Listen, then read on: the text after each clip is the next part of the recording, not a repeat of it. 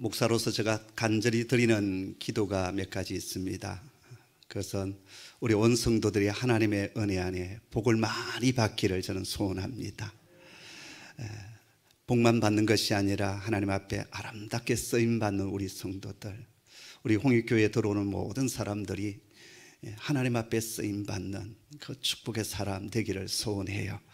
또 우리 교회가 이 행신동 한모통에 있는 교회지만 정말 하나님의 목적을 이루어가는, 하나님의 비전 속에 있는, 하나님의 심장 속에 있는, 그래서 쓰임받는 교회 되기를 저는 늘 기도하고 있습니다. 그 기도 제목 가지고 27년을 달려왔고, 또 이제 몇 년 있으면 저는 이 홍익교회 단임 목사직을 내려놓게 될 것입니다. 저희 주님 앞에 서는 그날까지 제 기도의 제목은 우리 홍익교회가 끝까지 하나님 앞에 쓰임받는 교회, 하나님의 영광 속에 들어가 있는 교회, 하나님께서 높여주시는 교회, 그 교회 되기를 간절히 소원합니다.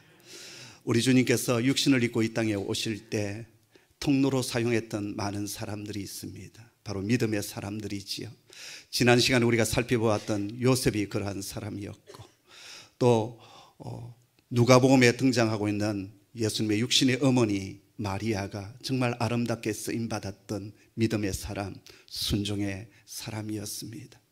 그리고 저 먼 동방에서부터 별을 따라 주님 나심을 찾아왔던 그 동방박사들, 누구 하나 주님 오심을 환영하지도 못했고 경배하지도 못했고 예물 드리지 못했던 그때 이 동방박사들은 황금과 유황과 몰약을 가져와 주님 앞에 올려드리며 경배했고 주님 오심을 환영했고 기뻐했던 사람이었습니다. 뿐만 아니라 베들레헴 들녘에서 양무리를 치던 그 목동들은 천사들의 노래 소리를 들으면서 들판에서 주님 나심을 알게 되고, 그리고 아기 예수님께 경배와 찬양을 올려드렸습니다. 오늘 이 시대도 하나님 끊임없이 역사 가운데 찾아와 주시고 당신의 임재를 이 땅 가운데 펼치시기 위하여 사람을 찾고 있습니다. 그때 우리가 요셉처럼, 또 우리가 마리아처럼, 우리가 동방박사들처럼, 그리고 들판에서 양무리를 쳤던 그 목자들처럼 그렇게 아름답게 쓰임받고, 그리고 하나님으로부터 주시는 그 말씀 앞에 응답해 나가는 믿음의 사람 되기를 소원합니다. 뿐만 아니라 주님 오셨을 때 예루살렘도 있고 유대의 많은 도시 마을들이 있었지만 주님께서 오셨던 그 마을은 바로 베들레헴이었습니다. 그 베들레헴 속에 담겨져 있는 그 영적인 의미, 그리고 우리에게 주시는 그 영적 메시지를 듣는 이 시간 되었으면 참 좋겠습니다. 마태복음 1장 2장은 마태복음의 서론적인 부분이다라고 했습니다. 그리고 이 서론 속에 마태복음이 전하고자 한 핵심적인 메시지가 다 들어있다라고 했습니다. 그게 뭘까요? 바로 나사렛 예수가 그리스도다, 우리의 메시아다, 만왕의 왕이시다. 바로 그것이 마태복음 1장 2장이 전하고자 하는 핵심적인 메시지이고, 그것은 마태복음 전체를 통해서 우리에게 주는 메시지이기도 합니다. 그래서 우리가 지난 시간에 살펴보았듯이 1장은 무엇이었습니까?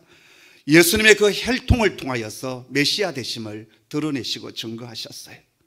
다윗의 후손으로 오셨던 예수 그리스도, 바로 그분이 메시아다라는 거예요. 그렇다면 이제 2장은 무엇을 가리키고 있을까요?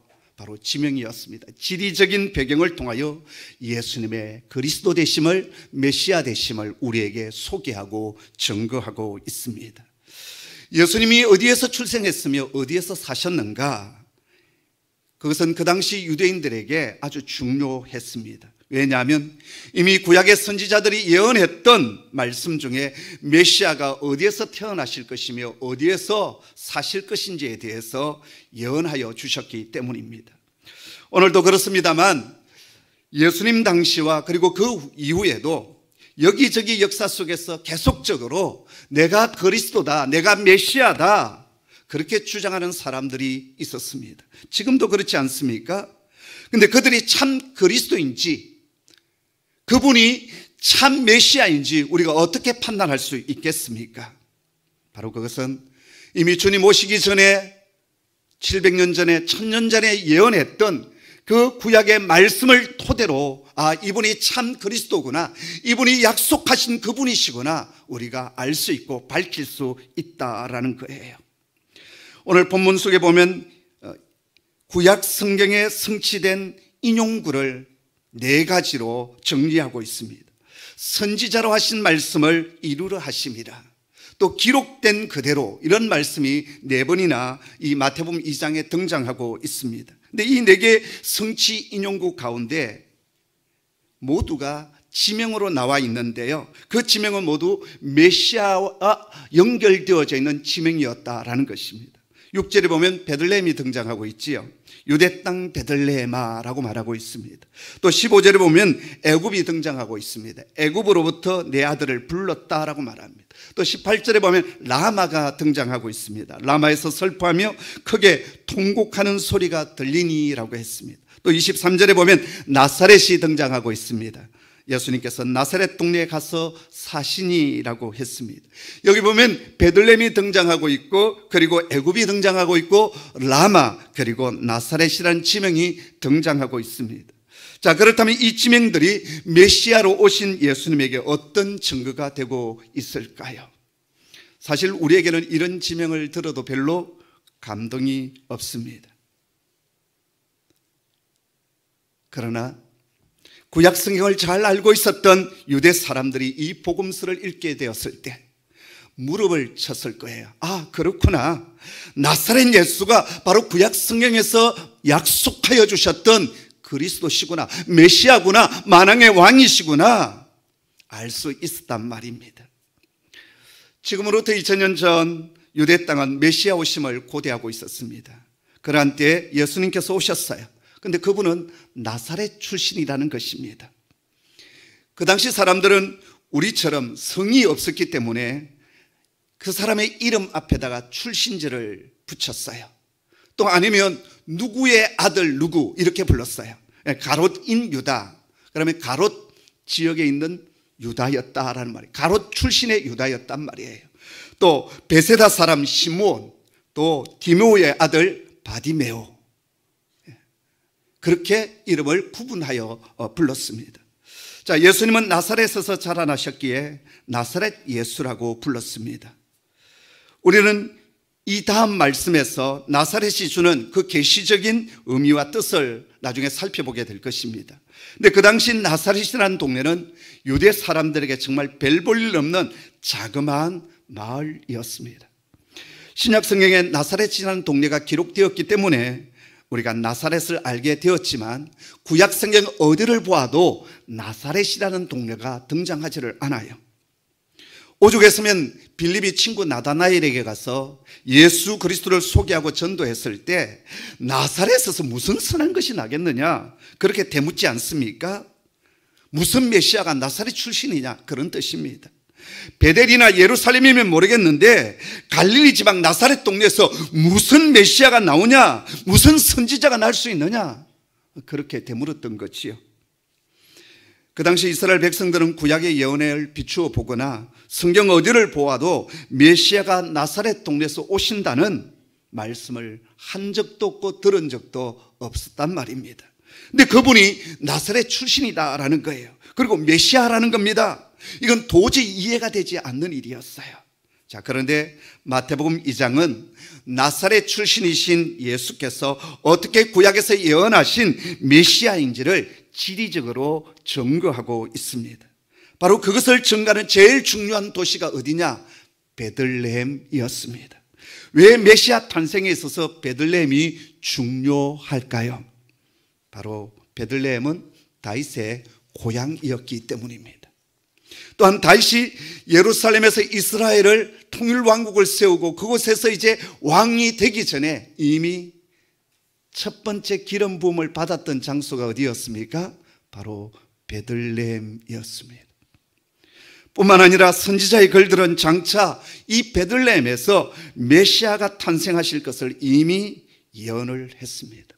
오늘 본문 속에 보면 동방 박사들이 유대 땅에 왕이 나신다라고 하는 그 별을 보고 이제 예루살렘까지 찾아오지 않습니까? 그리고 그 당시 그 땅을 통치하고 있었던 헤롯에게 이곳에서 지금 장차 이 땅을 그리고 온 세상을 통치할 왕이 탄생하신다고 하는데 그곳이 어디입니까? 헤롯뿐만 아니라 예루살렘에 있었던 바리새인들과 제사장 모두는 장차 메시아 만왕의 왕이 베들레헴에 오신다는 사실을 이미 알고 있었어요. 그리고 동방박사들은 그 별이 멈추는 장소인 베들레헴으로 가지 않습니까? 이 모든 것은 구약 성경에서 이미 이 베들레헴에서 메시아 그리스도가 오심을 예언해 주었기 때문이었습니다. 그 대표적인 사람이 누구였냐면 미가 선지자였어요. 미가 선지자는 이사야 선지자와 동시대에 활동을 했던 선지자였고, 이사야 그리고 이 미가 선지자가 활동했던 주전 한 8세기 예수님 오시기 전 한 700년 전에는 이 메시아에 대한 예언이 충만히 임할 때였습니다. 그래서 여러분 이사야서를 보면 메시아에 대한 예언의 말씀이 상당히 많이 있습니다. 그리고 미가서는 예수님의 출생에 대해서 예수님께서 이 땅에 오시는 곳에 대해서 구체적으로 예언을 하고 있습니다. 그 예언의 말씀을 마태는 지금 어떻게 하고 있습니까? 성취 구절로 인용을 하고 있어요. 6절의 말씀인데 함께 읽도록 하겠습니다. 함께 읽죠. 시작.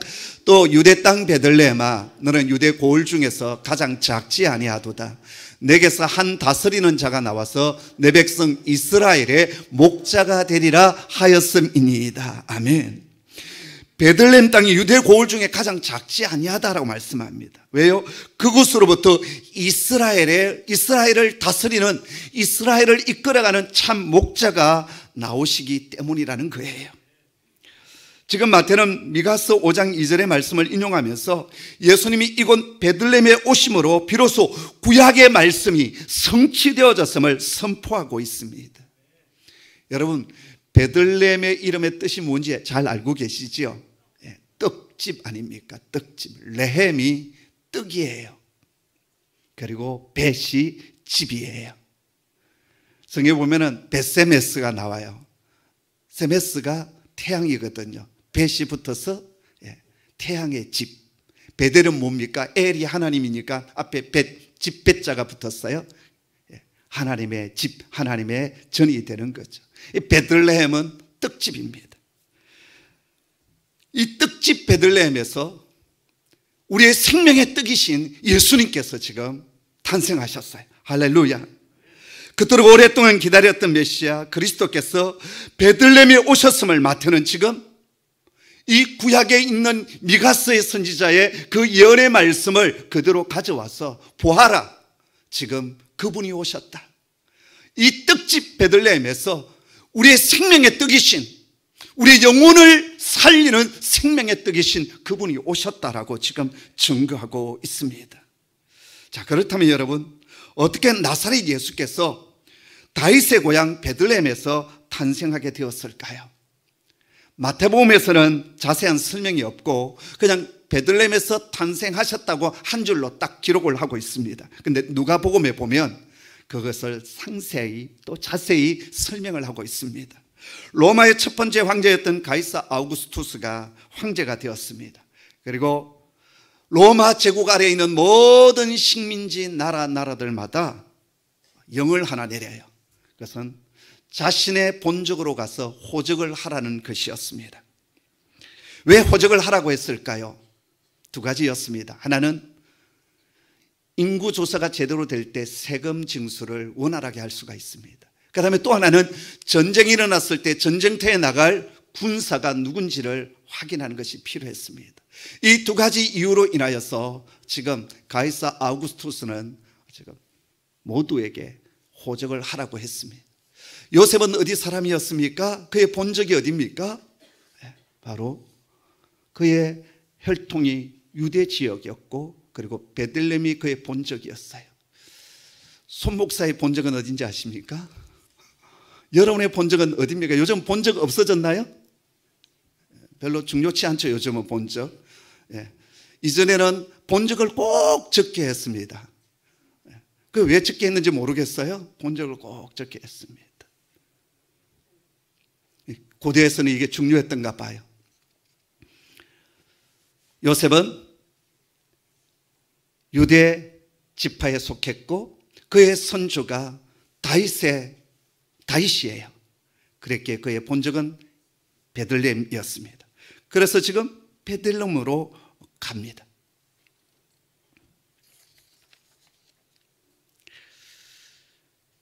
갈 때 그냥 혼자 가지 않지 않습니까? 이미 만삭이 된 정혼한 아내 마리아를 이미 데리고 왔고, 지난 시간에 살펴보았듯이 아기를 낳기까지 동침하지 아니했다라고 했습니다. 갈릴리 나사렛에서 남쪽에 있는 베들레헴까지는 한 150km 정도 됩니다. 그 길을 떠나요. 그래서 이 땅에 오신 메시아 우리 주님은 이 베들레헴에서 탄생을 하게 되는 거지요. 그래서 베들레헴이 어떤 곳이 되느냐? 하나님의 약속, 하나님의 예언이 성취되는 그런 동네가 되고 하나님 앞에 아름답게 쓰임받는 동네가 됩니다. 그 전까지 베들레헴은 그렇게 주목받던 곳이 되지를 못했어요. 이 베들레헴이 어떤 궁전이 있는 것도 아니고 이 베들레헴에 성전이 있는 것도 아니고 그저 예루살렘에서 한 8km 정도 떨어져 있는 자그마한 동네였어요.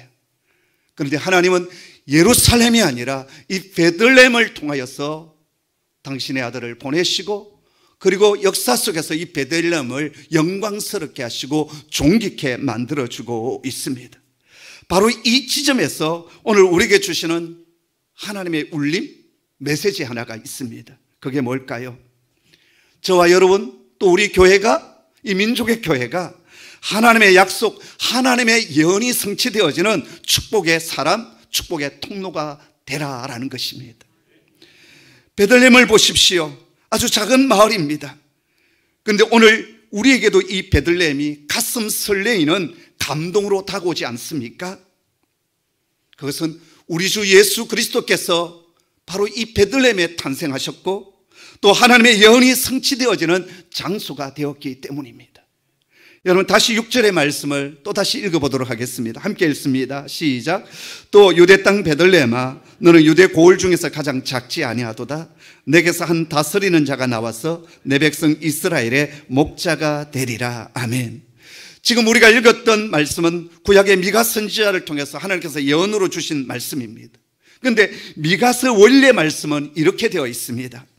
베들레헴 에브라다야, 너는 유대 족속 중에 작을지라도 이스라엘을 다스릴 자가 내게서 내게로 나올 것이라.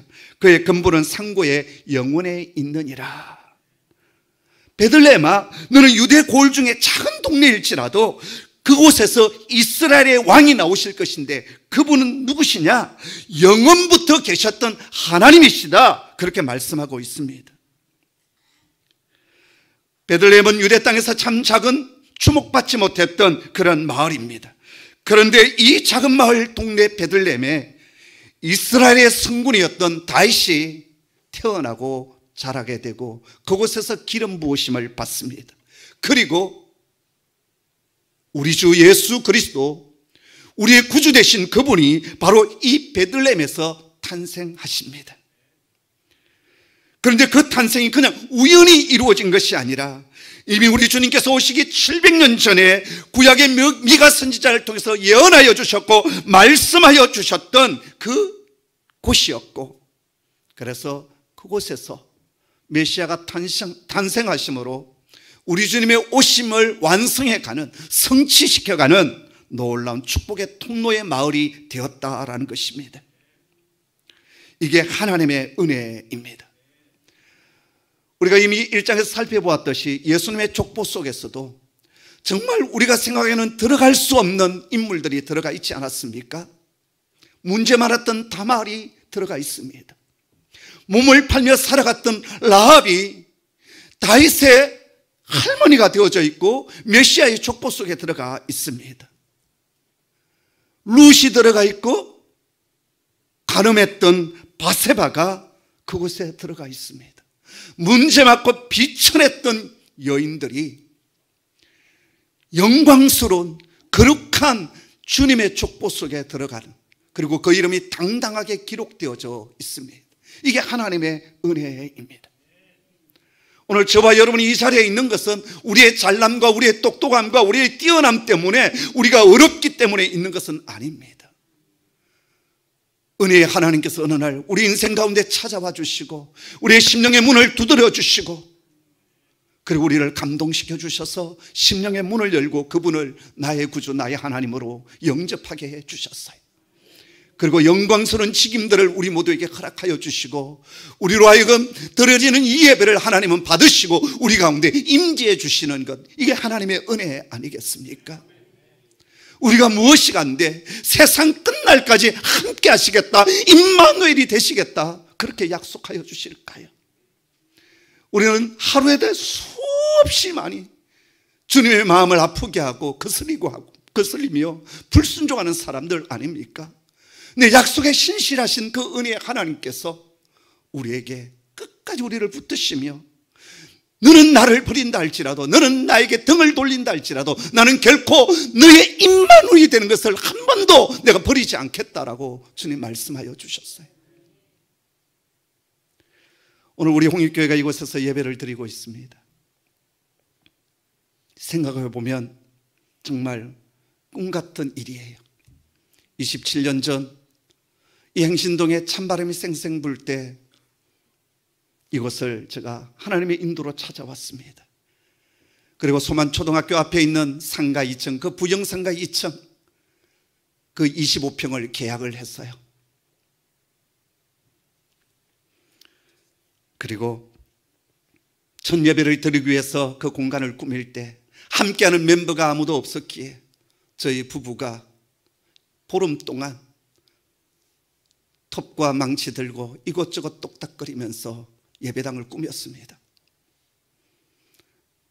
인사동에 가서 한지를 사와서 도배를 하고 황토칠을 하면서 앞에 십자가를 제가 구워 이렇게 나무를 똑딱해서 십자가를 하나 달고, 그리고 첫 예배를 드렸습니다.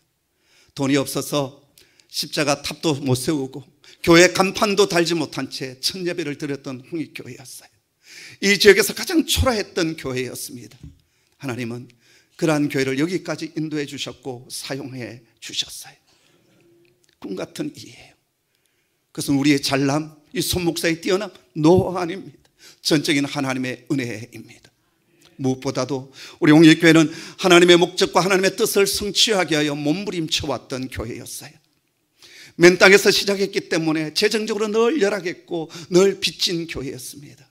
그럼에도 불구하고 아버지의 음성이 들려오면, 아버지의 말씀이 들려오면 우리는 그 일에 먼저 우선순위를 드렸고 재정을 그곳에 헌신하여 드렸습니다.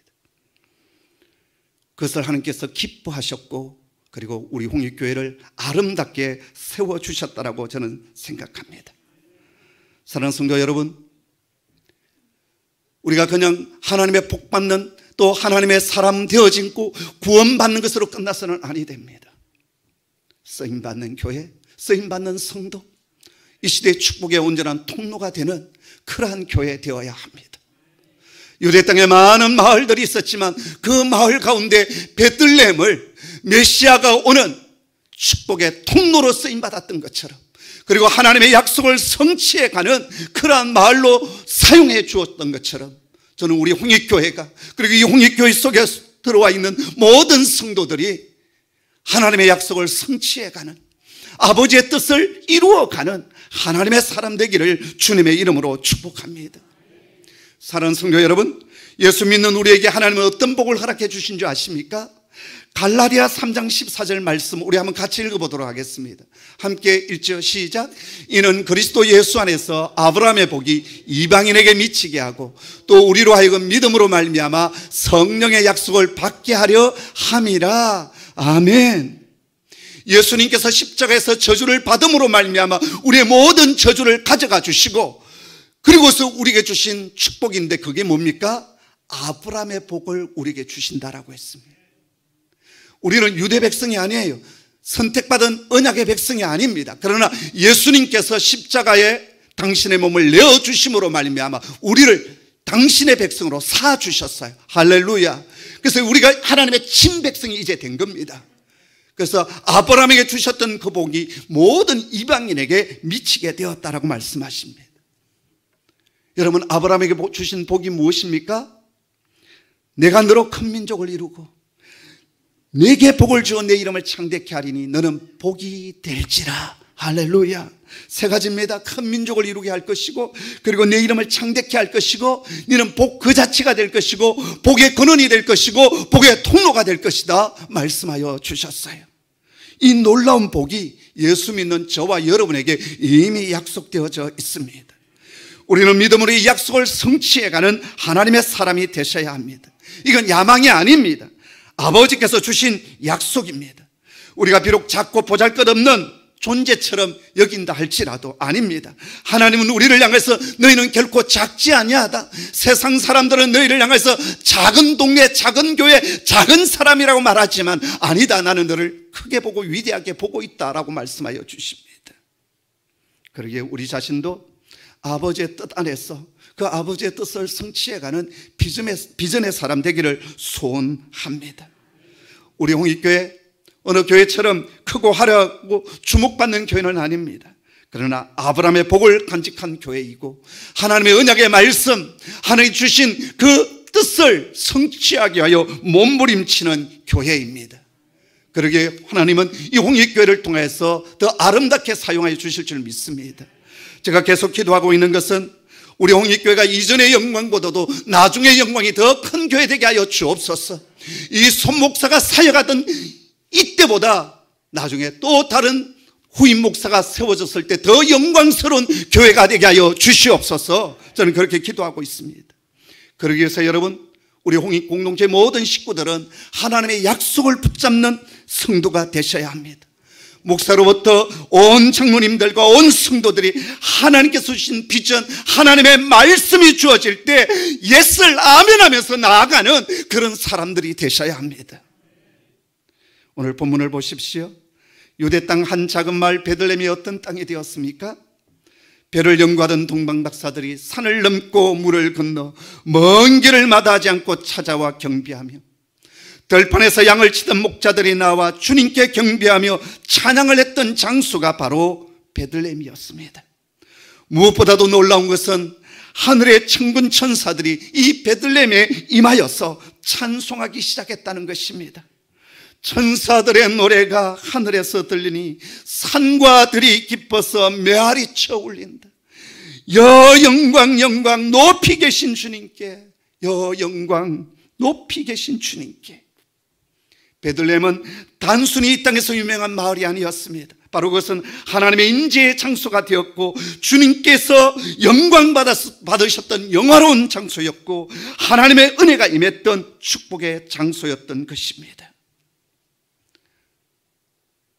저는 오늘 말씀을 묵상하면서 그런 생각을 했습니다. 오늘 우리들의 삶이 어떻게 영화로울 수 있을까? 이 나라의 민족이 어떻게 하나님께서 임재하시는 영화로운 나라가 될 수 있을까? 우리 가정, 우리 교회가 어떻게 하나님의 은혜가 임하는 축복의 장소가 될 수 있을까? 바로 그것은 다름 아닌 우리 주 그리스도께서 우리 안에 거하시는 겁니다. 우리나라, 우리 교회, 우리 가정, 우리 심령에 우리 주님을 모시고 살 때, 그럴 때 놀라운 일들이 일어난다라는 것입니다. 해광반조라고 하는 사자성어가 있습니다. 저녁 노을이 붉게 보이는 것은 태양빛을 받아서 그렇게 되는 것이지 구름 스스로 붉은 것이 아니다라는 말입니다. 우리는 스스로 빛을 낼 수 없는 사람이에요. 우리는 빛이 아닙니다. 그러나 빛이 되신 주님이 우리 안에 거하실 때 우리는 빛된 삶을 살아갈 수가 있습니다. 우리에게 있는 능력은 참으로 유한합니다. 그러나 참 능력이 되시는 주님이 우리 가운데 거하실 때 바울이 고백했던 것처럼 내게 능력 주시는 자 안에서 내가 모든 것을 다 할 수 있느니라, 그렇게 말할 수 있습니다.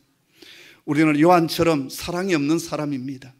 그러나 주님이 우리 안에 거하실 때 우리는 사랑의 사도가 될 수 있습니다. 지금 우리를 둘러싸고 있는 삶의 무게 때문에 날마다 두려워하고 절망할 때가 많이 있지만 주님께서 나와 함께하여 주실 때 우리는 다윗처럼 너는 칼과 단창으로 내게 나오느냐? 나는 만군의 여호와의 이름으로 내 군대 장관의 이름으로 내게 나아가노라. 우리 앞에 있는 골리앗을 무찌르며 승리하며 나아갈 수가 있습니다. 우리의 믿음이라는 것이 시몬 베드로처럼 아침 저녁으로 달라지지만 참으로 신실하신 주님께서 우리 안에 거하시고 우리를 붙들어 주시면 우리는 반석 같은 믿음의 사람이 될 수 있고 아브라함 같은 축복의 사람이 될 수 있습니다. 이 대림절 네 번째 주일에 주님이 내 안에, 내가 주님 안에 거하는, 그래서 주님의 임재가 충만한, 그래서 지금 이 시대에 아버지께서 축복해 주시는, 그리고 아버지께서 사용하여 주시는 그런 성도, 그런 교회 되기를 주님의 이름으로 축복합니다. 기도하겠습니다. 아버지 하나님, 진토와 같은 저희들, 그냥 바스라지기 쉽고 허물어지기 쉬운 우리들입니다. 그러나 주님이 우리 안에 거하시고 우리와 함께하여 주실 때 우리는 강한 하나님의 사람이 될 수 있으며 모든 두려움을 깨치고 하나님의 약속을, 하나님의 뜻을 성취해가는 하나님 나라에 아름답게 쓰임받는 용사가 될 줄 믿습니다. 주님, 우리 홍익교회를 여기 주 앞에 올려드립니다. 주님, 오셔서 임재해 주시고 사용하여 주시옵소서. 주의 비전, 주의 목적에 몸부림치며 순종하여 달려왔습니다. 앞으로도 더욱 순종하며 나아가는 공동체 되게 하여 주셔서 이 공동체에 들어오는 자들마다 하나님을 만나게 하여 주시고 하나님의 임재와 기적을 체험하게 하여 주시며 어둠의 영이 떠나가게 하여 주시고 치유가 일어나게 하여 주시고 비전 없던 사람들이 인생의 목적과 비전을 찾아 아버지 앞에 쓰임받게 하여 주시옵소서.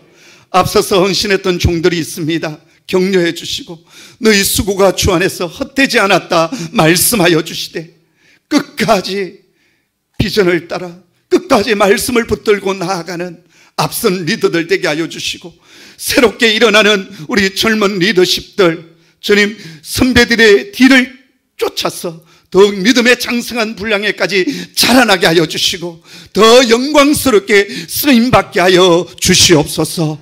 예수님의 이름으로 기도하옵나이다. 아멘.